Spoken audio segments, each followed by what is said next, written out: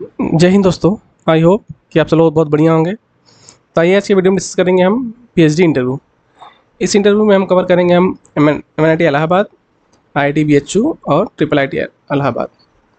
सो ये इंटरव्यू का जो एक्सपीरियंस है, पहले हम कैंडिडेट के नाम बता देते हैं यहाँ पे, जो कि सुमित गुप्ता।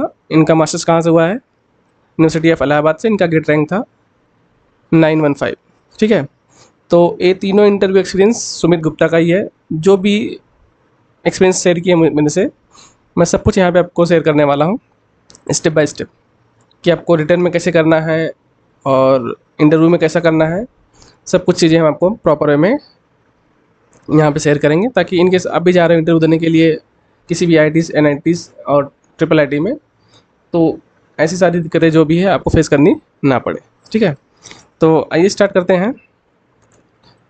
हाँ, जो कि टॉपिक ऑफ इंटरव्यू क्या क्या था इनका आईआईटी बीएचयू में एंड एमएनआईटी इलाहाबाद में और ट्रिपल आईटी में। तो topic of interview MNIT Allahabad में क्या था? इनका fluid dynamics and differential equation.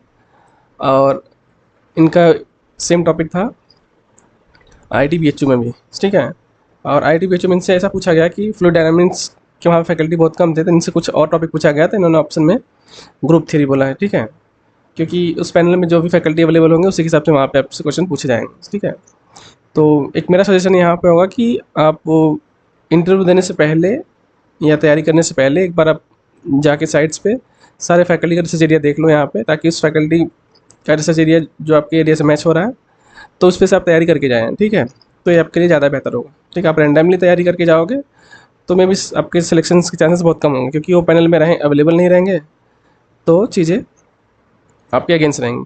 It means आपका सिलेक्शन होने के चांसेस बहुत कम हो जाएंगे।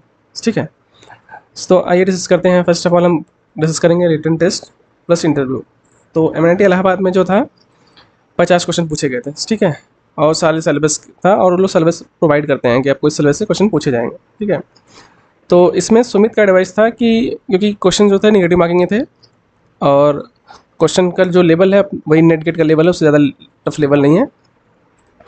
और इनका सजेशन है कि आप जो क्वेश्चन 50 क्वेश्चन थे, सब सारे क्वेश्चन अटेम्प्ट करने के चक्कर में ना जाओ, क्योंकि नेगेटिव मार्किंग्स भी है। तो अगर मैं आप पे 25 टू 30 अटेम्प्ट कर लिया तो आप शॉर्टलिस्ट आराम से हो जाओगे, क्योंकि ये खुद जो है कि 28 सेलेक्ट क्वेश्चन किए थे रिटर्न में, और इनका सिलेक्शन हो गया। ठीक है, ये इनका सजेशन था रिटर्न टेस्ट के लिए। ठीक है, तो इसलिए ऐसा भी गलती ना करें रिटर्न टेस्ट में कि 50 क्वेश्चन है तो मुझे मैक्सिमम क्वेश्चन करने हैं। मैक्सिमम क्वेश्चन नहीं करने हैं। आप अगर 50% क्वेश्चन भी कर रहे हो तो आपके इंटरव्यू के सिलेक्शन श्योर है। आप किसी भी इंटरव्यू में जाइए, किसी भी रिटन टेस्ट में जाइए, कहीं भी आप अप्लाई कर रहे हो, अगर आप 50% क्वेश्चन कर ले रहे हो तो आपका इंटरव्यू में सिलेक्शन होना श्योर है।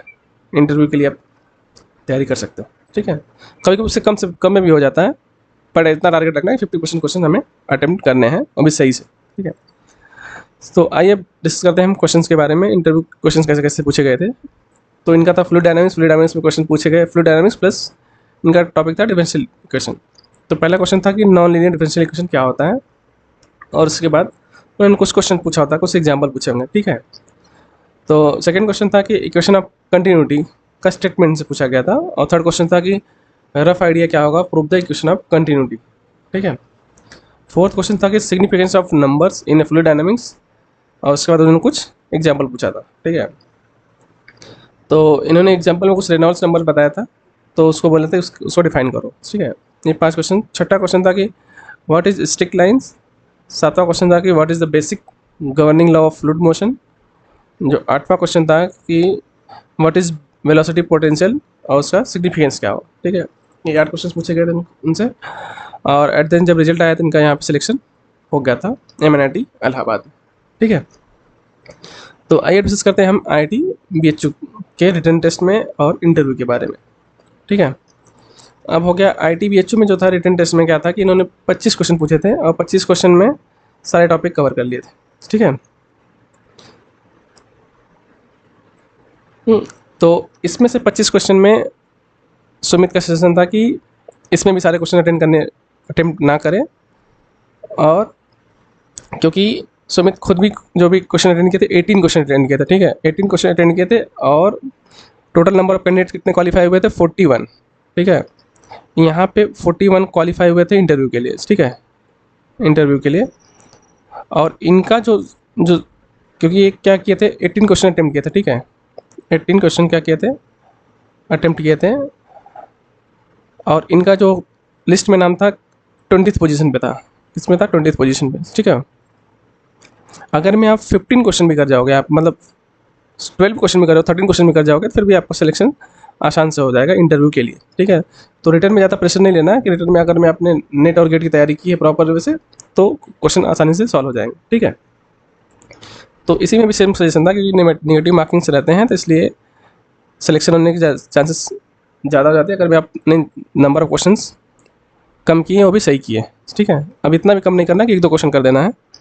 तो इस चीज़ ध्यान देना कि अगर 50% क्वेश्चन आप कर लिए जा रहे हो तो आपका इंटरव्यू के लिए कॉल आसानी से आ जाएगा, ठीक है। तो ये रहे रिटन टेस्ट के बारे में। अब बात करते हैं इंटरव्यू में जो क्वेश्चन पूछे गए हैं।